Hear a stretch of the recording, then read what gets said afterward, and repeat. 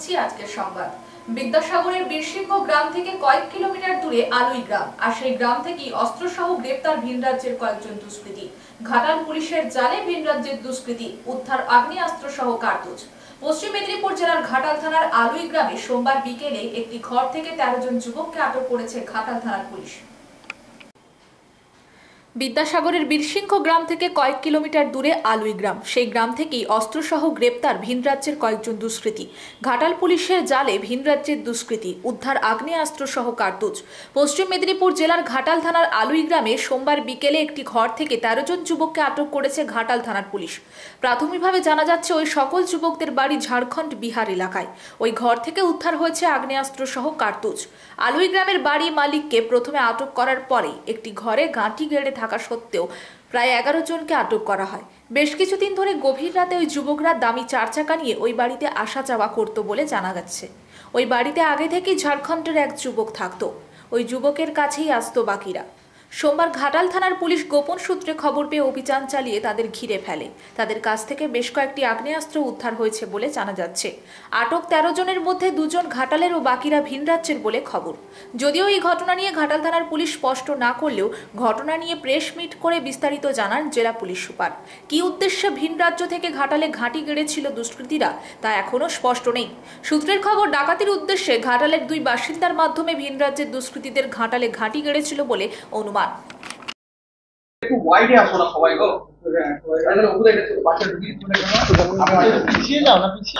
আজকে আমাদের কাছে একটি ইনপুট আসে, কলকাতা পুলিশের এসটিএফ এর তরফ থেকে একটি ইনপুট আসে যে আমাদের পশ্চিম মেদিনীপুরের একটি প্রান্তে একটি ক্রাইম করার জন্য পরিকল্পনা নিচ্ছে একটি গ্যাং অফ ক্রিমিনালস, তাদের প্রায় 10-12 জন আছে। তো ইনপুটটা পাওয়ার সঙ্গে সঙ্গে আমরা ওখানে আমরা স্টার্ট করি। আমাদের অ্যাকশন স্টার্ট করার পরে আমরা কলকাতা পুলিশের যে এসটিএফ আছে তাদের কাছ থেকে ফার্দার ডিটেলস কালেক্ট করি এবং আমাদের লোকাল সোর্স এবং নেটওয়ার্ক যারা আছে তাদেরকে আমরা অ্যাক্টিভেট করি। করার পর আমরা প্রায় আজকে দুপুর 12টার পর থেকে আমাদের অপারেশনটি চালু হয়। আপনারা বিভিন্ন মাধ্যম থেকে জানতে পেরেছেন, সারাদিন ধরে অপারেশন চলেছে।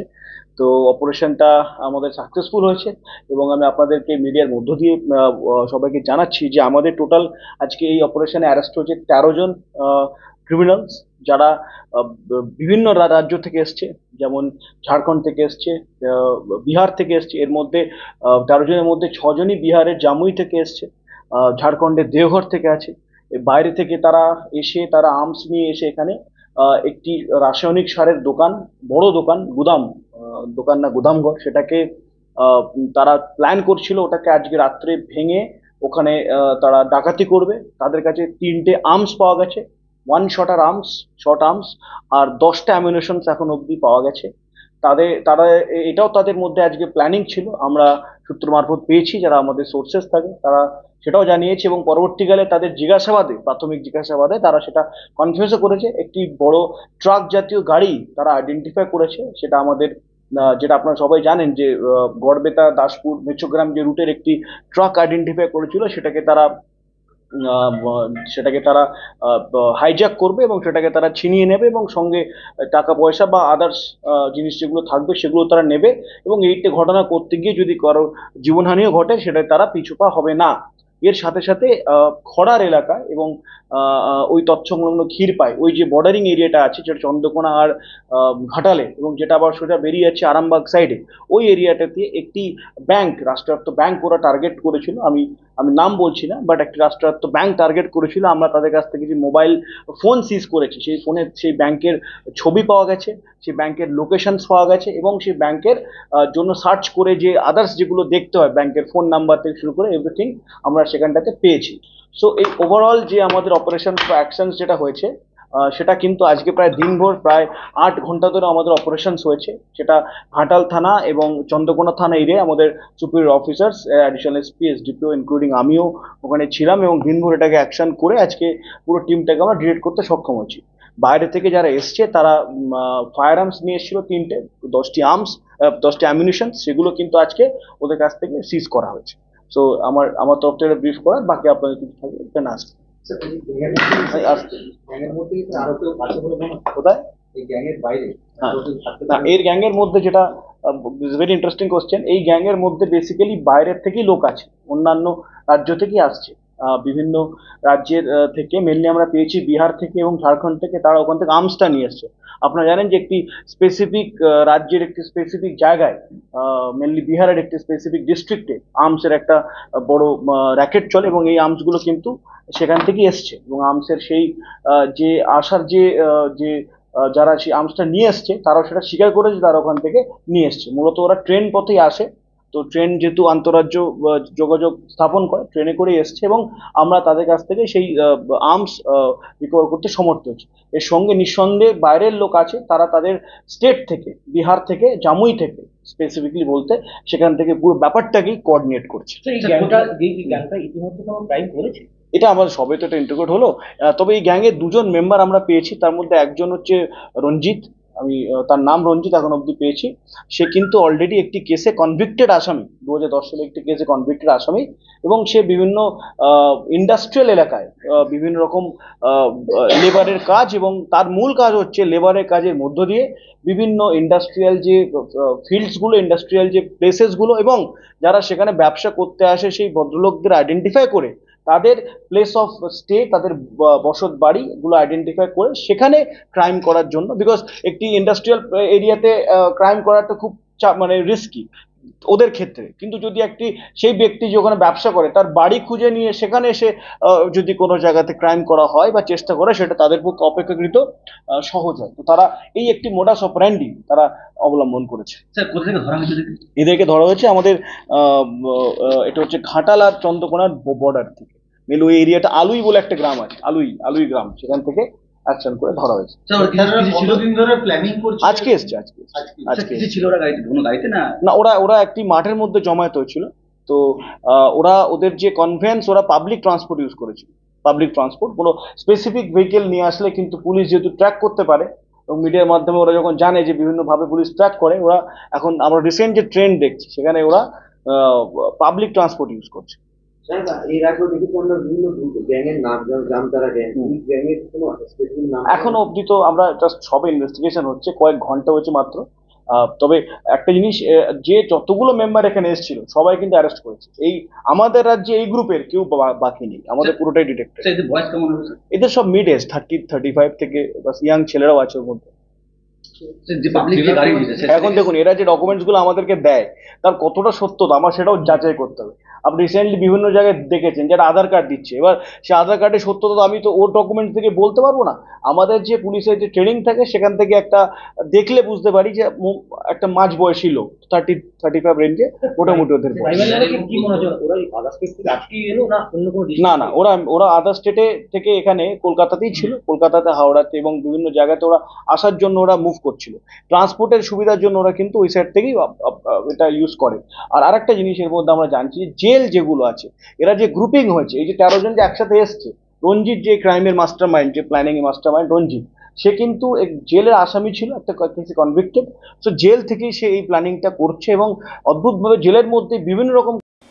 ট্যাব জালিয়াতি কাণ্ডে পুলিশের আরও একটি সাফল্য। বিধাননগর কমিশনারেটের ইলেকট্রনিক্স কমপ্লেক্স এরিয়া থেকে মজহারুল আলম নামে চোপড়ার এক বাসিন্দাকে গ্রেপ্তার করল ঝাড়গ্রাম জেলা পুলিশ। ট্যাব জালিয়াতি কাণ্ডে পুলিশের আরও একটি সাফল্য। বিধাননগর কমিশনারেটের ইলেকট্রনিক্স কমপ্লেক্স এরিয়া থেকে মজহারুল আলম নামে চোপড়ার এক বাসিন্দাকে গ্রেপ্তার করল ঝাড়গ্রাম জেলা পুলিশ। তরুণের স্বপ্ন চুরি, রাজ্য জুড়ে এই ট্যাব কেলেঙ্কারিতে শোরগোল পড়েছে। গত কয়েকদিন আগে ঝাড়গ্রাম জেলায় 11টি স্কুলে ট্যাবের টাকা গায়েব হয়েছিল। জানা গেছে 11টি স্কুলের 50টি অ্যাকাউন্ট থেকেই ট্যাবের টাকা সরানো হয়েছে বলে প্রাথমিক তদন্তে উঠে আসে। এরপরই সাইবার ক্রাইম থানার পুলিশ তদন্তে নামে।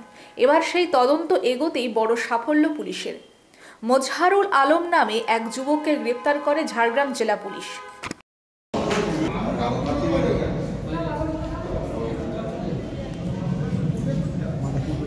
সাইবার ক্রাইম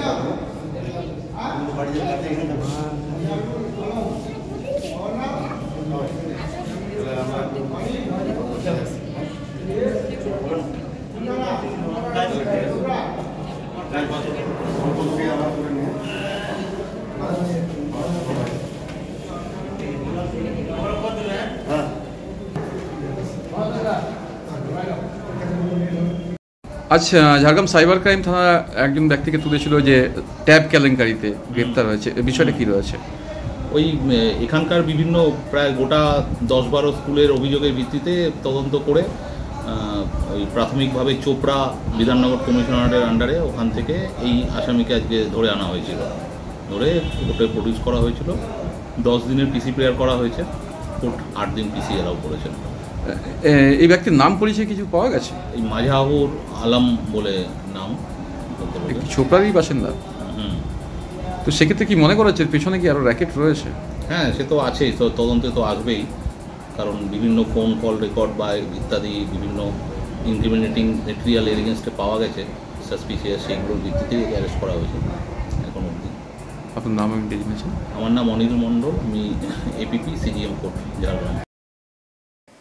জমি সংক্রান্ত বিবাদের জেরে গলার নলি কেটে খুন করা হলো একজন ব্যক্তিকে। শনিবার রাতে ঘটনাটি ঘটেছে পশ্চিম মেদিনীপুর জেলার খড়গপুর লোকাল থানার অন্তর্গত কলাইকুণ্ডার পড়াডিহা বাজার এলাকা।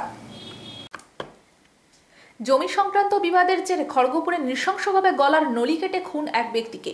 জমি সংক্রান্ত বিবাদের জেরে গলার নলি কেটে খুন করা হলো একজন ব্যক্তিকে। শনিবার রাতে ঘটনাটি ঘটেছে পশ্চিম মেদিনীপুর জেলার খড়গপুর লোকাল থানার অন্তর্গত কলাইকুণ্ডার পড়াডিহা বাজার এলাকায়। মৃত ওই ব্যক্তির নাম উমাশঙ্কর মাহাতো, বয়স 50 বছর, বাড়ি কলাইকুণ্ডার করিয়াশোলে। পুলিশ ও স্থানীয় সূত্রে জানা গিয়েছে উমাশঙ্কর পেশায় একজন জমি ব্যবসায়ী। খড়গপুর লোকাল থানার অন্তর্গত কলাইকুণ্ডার পড়াডিহা বাজার এলাকায় শুক্রবার থেকে চলছিল রাস উৎসব এবং সেই রাস উৎসব কমিটির সভাপতিও ছিলেন মৃত উমাশঙ্কর। অভিযোগ, গতকাল রাতে মেলা চলাকালীন উমাশঙ্কর তার ব্যক্তি নিজের দোকানে বসেছিলেন। সেই সময় হঠাৎই 3 দুষ্কৃতী দোকানে এসে উপস্থিত হয়। তারপর ধারালো অস্ত্র দিয়ে উমাশঙ্করকে গলার নলি কেটে মৃতদেহটি রেখে পালিয়ে যায়। পরবর্তীতে এলাকা জুড়ে উত্তেজনা ছড়িয়ে পড়ে। এই খবর পৌঁছাতে খড়গপুর লোকাল থানার পুলিশ ঘটনাস্থলে গিয়ে ওই ব্যক্তিকে রক্তাক্ত অবস্থায় উদ্ধার করে খড়গপুর মহকুমা হাসপাতালে নিয়ে এলে সেখানে চিকিৎসকরা তাকে মৃত বলে ঘোষণা করে। ঘটনার পর এলাকা থেকে পালিয়ে যায় অভিযুক্ত 3 ব্যক্তি। ইতিমধ্যে পুলিশ তাদের খোঁজে এলাকা জুড়ে তল্লাশি চালাচ্ছে। তবে পুলিশের প্রাথমিক অনুমান, জমি সংক্রান্ত বিবাদের জেরে ওই ব্যক্তিকে ধারালো অস্ত্র দিয়ে খুন করা হয়েছে। এর পাশাপাশি এর পিছনে অন্য কোনো কারণ রয়েছে কিনা তারও তদন্ত শুরু করেছে পুলিশ। অন্যদিকে পরিবারের অভিযোগ, তাদেরই পরিবারের সদস্য রাজু মাহাতো মঙ্গল মাহাতোর সঙ্গে দীর্ঘদিন ধরে জমি সংক্রান্ত বিবাদ চলছিল। শনিবার রাতে রাজু মাহাতো মঙ্গল মাহাতো সহ আরও একজন পরিকল্পিতভাবে ধারালো অস্ত্র দিয়ে খুন করে পালিয়ে যায়। এই ঘটনায় 3 জনের বিরুদ্ধে মৃতের পরিবারের সদস্যরা খড়গপুর লোকাল থানায় অভিযোগ দায়ের করেছে। অভিযোগের পরিপ্রেক্ষিতে পুলিশ ঘটনার তদন্ত শুরু করেছে। দাদা কিছু প্রমোটারের কাজকর্ম করে, তখন সেটাকে সে অফিস রুমের মতো এখানে বানায়। তো স্যার আমি যখন আমার ওই দোকানটা পেরিয়ে আসছি, হঠাৎ ডান দিকে দোকানটা পড়ে হঠাৎ ডান দিকে যে চেয়েছি, মানে হঠাৎ করে দৃষ্টি ওদিকে গেছে, দেখছি যে ওই ভিতরে মারা ধরা করছে। তখন স্যার আমি বাইকটা স্ট্যান্ড করে আমি ভিতরে দৌড়ে ঢুকছি। 3 জনে মিলে আমার দাদাকে মারছে।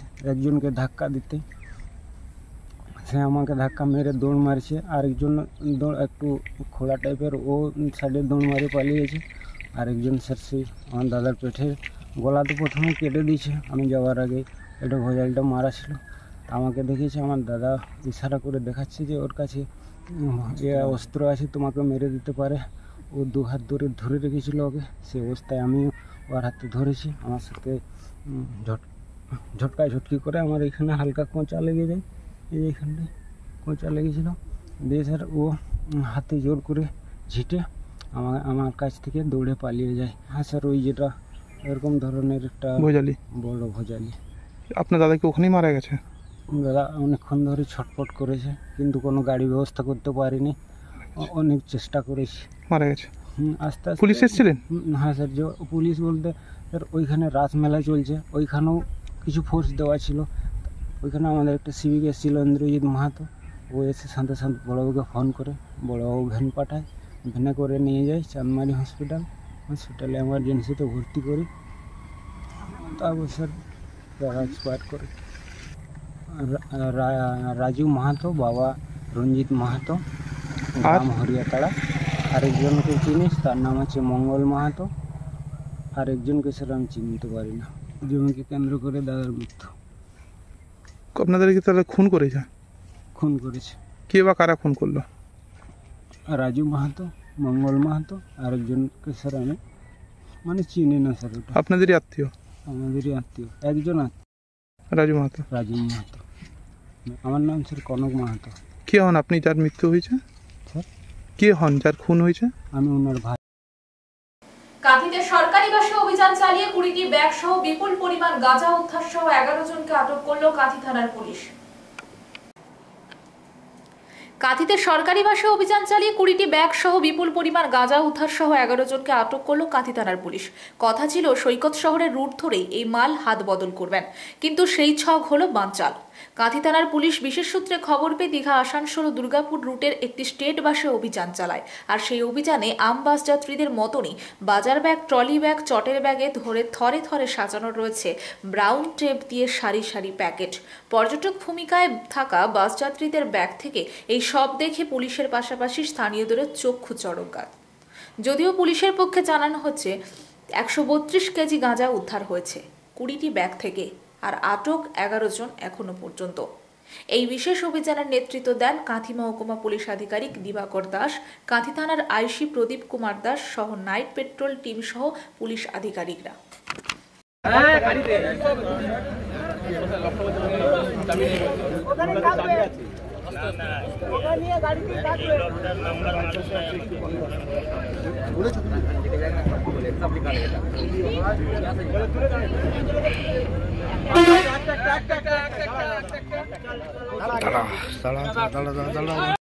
চালাচ্ছিলেন বলছে গাঁজা উদ্ধার হলো, কিভাবে সরকারি বাসে গাঁজা এতটা উদ্ধার হলো আপনি কি জানতেন? না স্যার, আমি জানি না। আমার প্যাসেঞ্জার গাড়ি, পুলিশ লোক এখানে আসে, তারা লাগেজ নিয়ে চেপেছে গাড়িতে। লাগেজ চেক করার রাইট আমার নেই, তারা লাগেজ নিয়ে চেপে টিকিট কেটে বসে। তাহলে গাঁজাতে যে উদ্ধার হলো, যে গাঁজা এত উদ্ধার হলো, তাহলে আমরা দায়ভার নয়? কাঁথি থানা পুলিশ চেক করলো, আপনারা জানতে পারলেন এত লাগেজ? লাগেজ আমার চেক করার রাইট নেই স্যার। আমার ডিপার্টমেন্ট আমার লাগেজ যে যে কন্ট্রাক্টর এইগুলো ছিল চেক করেনি কোনোভাবে? না, আমাদের চেক করার রাইটই নেই। আমাদের চেক করার রাইট নেই। এরকম পুলিশ ব্যাগ, আমার লাগেজ ব্যাগ নিয়ে এলে আমাদের চেক করতে পারবো না। আমরা পেটি নিলে তখন আমরা চেক করে চাপি। কোনো পেটি নিয়ে এলো, মাল নিয়ে এলো, আমরা চেক করে নিই, চেক করে নিয়ে গাড়িতে চাপিয়ে নিই। পেটির একটা টিকিট হয়, আলাদা টিকিট হয়, টিকিট করে আমরা নিয়ে চলে যাই। কোনোভাবে এত গাঁজা উদ্ধার হলো, এত হিউজ পরিমাণে গাঁজা, এইচডিও সাহেব আছেন, কাঁথি থানা আছে, কিভাবে? তাহলে আমরা কি ড্রাইভারে কোনো এড়াতে পারেন? না, এড়াতে পারি না। এবার আমরা কি করে বলবো বলুন? দেখুন, লাগে সব পুলিশ ব্যাগ তো আমাদের চেক করার রাইট নেই। নাবালিকা শ্লীলতাহানির অভিযোগ উঠল ওই নাবালিকার আবাসনের এক ব্যক্তির বিরুদ্ধে। পরিষ্কারের জন্য 20 টাকা, বাথরুমের জন্য 10 টাকা নেওয়া হয় প্রত্যেক বাস থেকে, কিন্তু বাস স্ট্যান্ডে যত্রতত্র ডাই হয়ে জমে প্লাস্টিক ও কাগজের চায়ের কাপ। ফাস্টফুডের রং বেরঙের অজস্র খালি প্যাকেট গড়াগড়ি খাচ্ছে। জমে থাকা নোংরা আবর্জনা একদিকে যেমন দুর্গন্ধ ছড়াচ্ছে, তেমনই তৈরি হচ্ছে মশাদের আঁতুড়ঘর। ছবিটা ঝাড়গ্রাম সদর শহরের কেন্দ্রীয় বাস টার্মিনাসে। পরিষ্কারের জন্য 20 টাকা, বাথরুমের জন্য 10 টাকা নেওয়া হয় প্রত্যেক বাস থেকে, কিন্তু বাস স্ট্যান্ডে যত্রতত্র ডাই হয়ে জমে প্লাস্টিক ও কাগজের চায়ের কাপ। ফাস্টফুডের রং বেরঙের অজস্র খালি প্যাকেট গড়াগড়ি খাচ্ছে। জমে থাকা নোংরা আবর্জনা একদিকে যেমন দুর্গন্ধ ছড়াচ্ছে, তেমনই তৈরি হয়েছে মশাদের আঁতুড়ঘর। ছবিটা ঝাড়গ্রাম সদর শহরের কেন্দ্রীয় বাস টার্মিনাসের। সেই বামফ্রন্টের আমলে শহরের মাঝে থাকা বাস স্ট্যান্ডকে সরিয়ে মধুবন এলাকায় নিয়ে যাওয়া হয়েছিল কয়েক কোটি টাকা খরচ করে। রাজনৈতিক পালাবদলের পর আরও কয়েক কোটি টাকা খরচ হয়েছিল তার পুনর্নির্মাণ। দুদফায় কোটি কোটি টাকা ঢালা হলেও অভাব রয়েছে নিয়মিত রক্ষণাবেক্ষণ আর উপযুক্ত নজরদারির। দীর্ঘদিন সংস্কার না হওয়ায় টার্মিনাসের বেশ কিছু বাস লেন এখন ভগ্নদশায়। স্বভাবতই খানাখন্দের লেনগুলিতে গাড়ি রাখতে চান না সরকারি কিংবা বেসরকারি বাসের ড্রাইভার কন্ট্রাক্টররা, যা নিয়ে মাঝে মধ্যেই বিবাদ বাঁধে বিভিন্ন রুটের ড্রাইভার কন্ট্রাক্টরদের মধ্যে। পরিস্থিতি সামাল দিতে প্রায়শই হস্তক্ষেপ করতে হয় শ্রমিক ইউনিয়নের কর্তাদের। বাস টার্মিনাসের সবকটি যাত্রী প্রতীক্ষালয় বর্তমানে বেহাল দশায়। আশেপাশের দোকানদাররা তাদের বাইক থেকে শুরু করে দোকানের পণ্য সামগ্রী বাক্সবন্দি করে রাখেন সেখানে। অভিযোগ, নিয়মিত সাফাইও হয় না পাবলিক টয়লেটগুলিতে। অরণ্য শহরের এই সেন্ট্রাল বাস স্ট্যান্ড থেকে কলকাতার ধর্মতলা যাওয়ার পরিষেবা যেমন পাওয়া যায়, তেমনই পাওয়া যায় পুরুলিয়া, বাঁকুড়া ও পশ্চিম মেদিনীপুরের বাস। মেলে পড়শি রাজ্য ওড়িশা কিংবা ঝাড়খণ্ডে যাওয়ার বেসরকারি বাস। তবে তেমন যাত্রী না থাকায় দূরপাল্লার বেশ কিছু বেসরকারি ভলভো বাস কিন্তু ইতিমধ্যে চলাচল বন্ধ করেছে। কেন্দ্রীয় বাসস্ট্যান্ড থেকে যাত্রী পরিষেবা দিনকে দিন কমতে থাকায় উদ্বেগ বাড়ছে ঝাড়গ্রামবাসী। এই বিষয়ে শাসক দলকে কটাক্ষ বিজেপি জেলা সহসভাপতি দেবাশিস কুণ্ডুর। বাসের নামে আদায় হওয়া টাকা পকেটে ঢুকছে তৃণমূল নেতাদের। তৃণমূল কাউন্সিলর গৌরাঙ্গ প্রধান কাঠগড়ায় দাঁড় করিয়েছেন পৌর পরিষেবা ও পৌর কর্তৃপক্ষকে।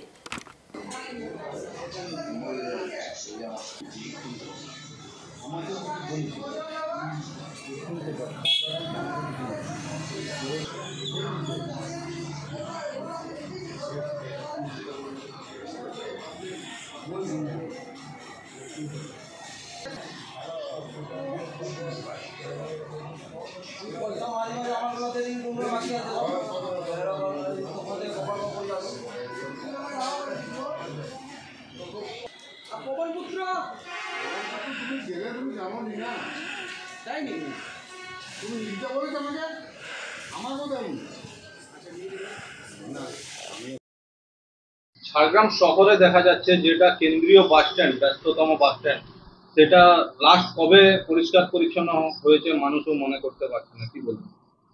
প্রথমে বলি, ঝাড়গ্রাম কেন্দ্রীয় বাস স্ট্যান্ডে বারবার ওখানে কেন্দ্রীয় বাস স্ট্যান্ডে লোক লাগানো আছে প্রত্যেক দিন পরিষ্কার করার জন্য।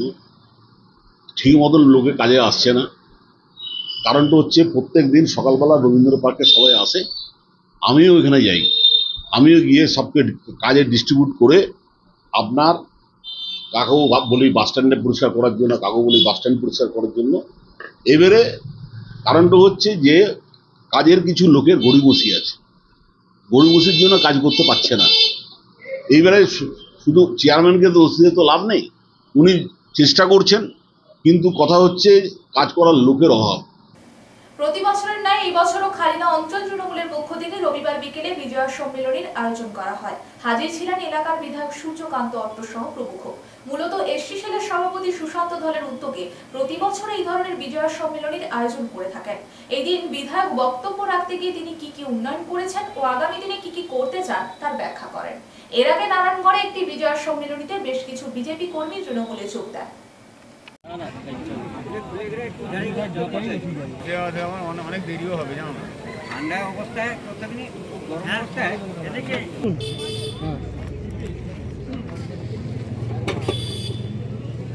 কাটার কি হবে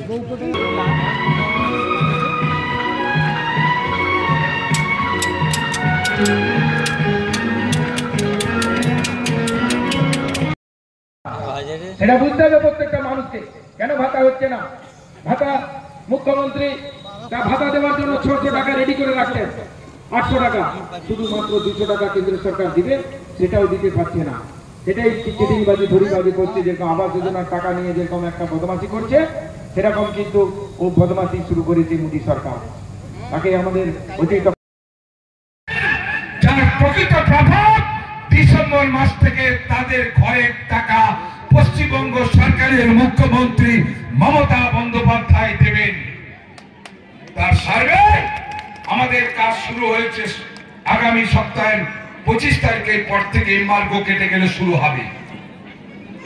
বিজেপি পশ্চিমবাংলায় নাকি আগামী দিনের ক্ষমতায় আসবে।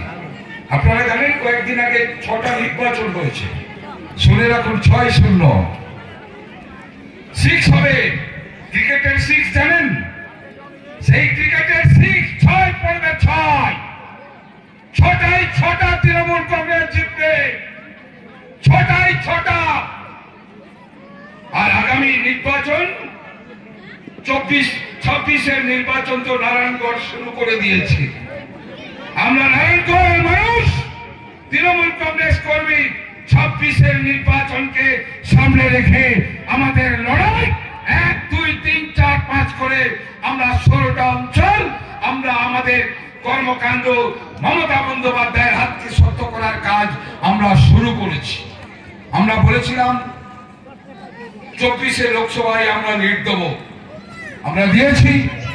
আপনারা 26-এ 30,000 ভোট পার করতে আমাদের বেশি সময় লাগবে না। যেই প্রার্থী হোক, সূর্যটক, রাম হোক, ভীম হোক, সেটা কথা নয়, কথা হচ্ছে তৃণমূল কংগ্রেসকে জেতানো। তাই আপনাদেরকে প্রত্যেকেই বলবো, পদের জন্য লড়াই করবেন না, পদের জন্য যারা লড়াই করবে পদ তারা পাবে না তৃণমূল কংগ্রেসে। যারা মানুষের জন্য লড়াই করবে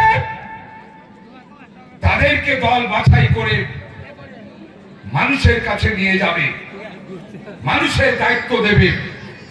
তাই আপনাদের প্রত্যেককে অনুরোধ করব, আগামী দিন আমাদের সুকুমার বাবু বলেছেন, সফল বাবু বলেছেন কঠিন লড়াই।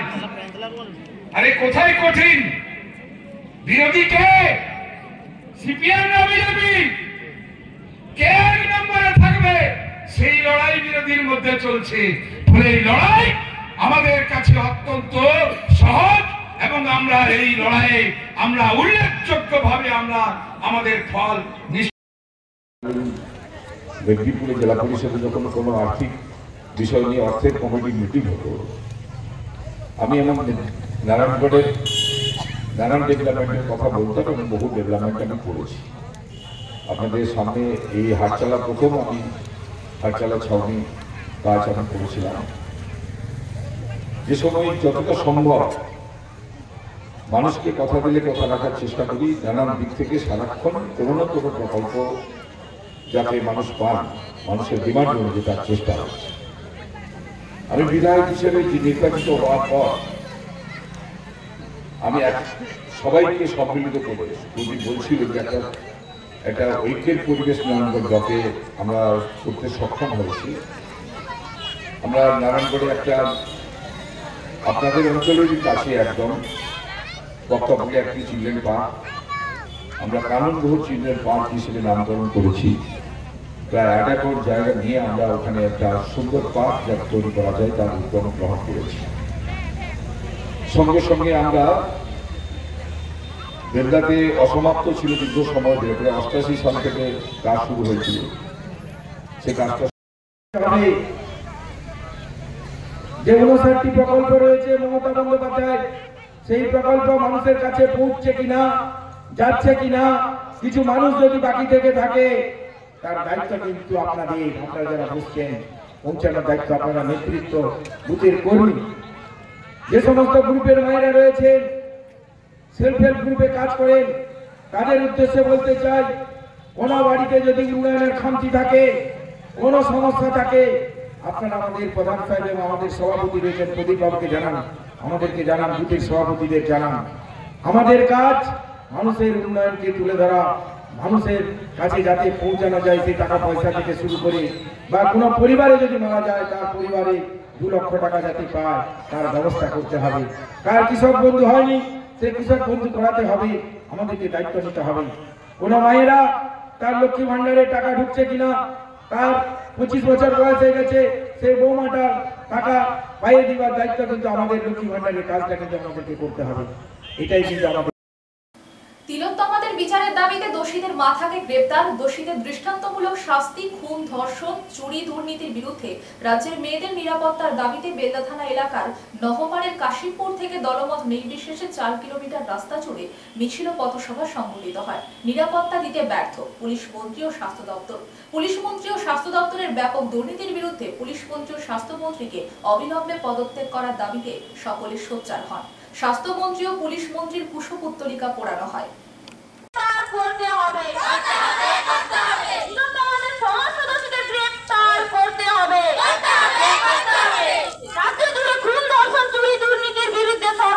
মানুষ এক হয়, রাজ্য জুড়ে খুন, ধর্ষণ, চুরি, দুর্নীতির বিরুদ্ধে সর্বস্তরের মানুষ এক হয়। অপদার্থ পুলিশ মন্ত্রীকে অবিলম্বে পদত্যাগ করতে হবে। অপদার্থ পুলিশ মন্ত্রীকে অবিলম্বে পদত্যাগ করতে হবে। এলাকায় শাসক দলের নেতার অপকর্মের বিরুদ্ধে সর্বস্তরের মানুষ এক হয়। এলাকায় শাসক দলের নেতার অপকর্মের বিরুদ্ধে শাসক তোমার কিসের ভয়? শাসক তোমার কিসের ভয়? হাতে হাত রেখে লড়াই তিলোত্তমাদের বিচার চাই। হাতে হাত রেখে লড়াই তিলোত্তমাদের বিচার চাই।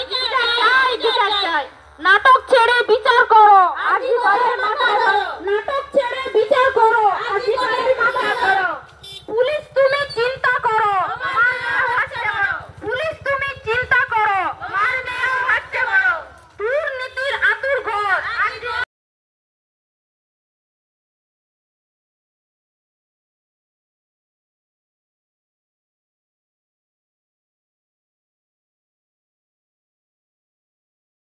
সংবাদ এই পর্যন্ত। নমস্কার।